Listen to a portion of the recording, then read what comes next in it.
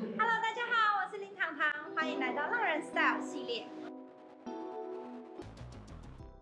今天要跟大家介绍一个浪人圆梦计划。美瓜是我在海上认识的一个长班女生，她今天跟她的老公 Jason 一起在这边办了一个很可爱的婚礼。为什么要帮你们拍？你们太可爱！再一次，你们再拍一次，你们再拍一次。You're at home cooking.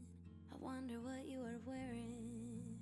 A cable knit sweater you pair it with corduroy slacks. Wait, I take that back. You might be more daring.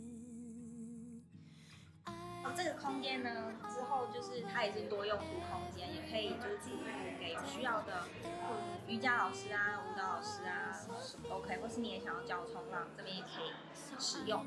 那后面也会有就是2间淋浴间，然后跟1间背包客房，它是同步，那最多可以容纳6个人，可是如果不认识的话，我会只放4个人，就是不然会太挤。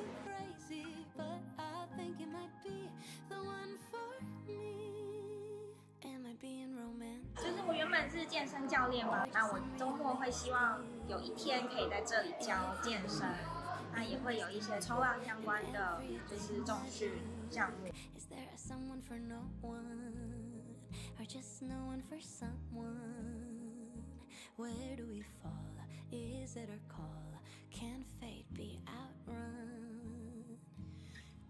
慢慢把生活从台北移来头城，这样慢慢的。就是慢慢搬来头城的话，会想要做早午餐。那因为我本身吃素又无麸质，所以就是一些全素无麸质的料理。所以早午餐的部分是之后每天都会有吗？我还没有想到，就是慢慢的。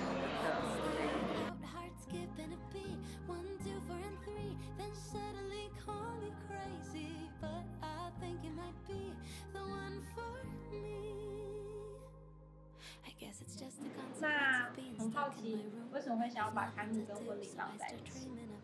就方便，因为我是一个不想要就很讨厌麻烦的人。就我其实这也不算是一个正式的婚礼，就只是想要邀请一些比较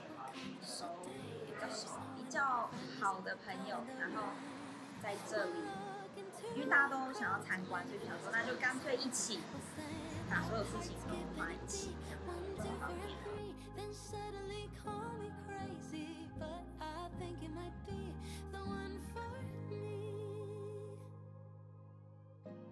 我发现有好多浪人都不想要工作，只想要每天待在海边，所以想要再拍一个浪人创业梦的特辑，就是专门介绍这些浪人是怎么样以海为业，这样就可以兼顾冲浪，又可以兼顾人生，还可以兼顾工作。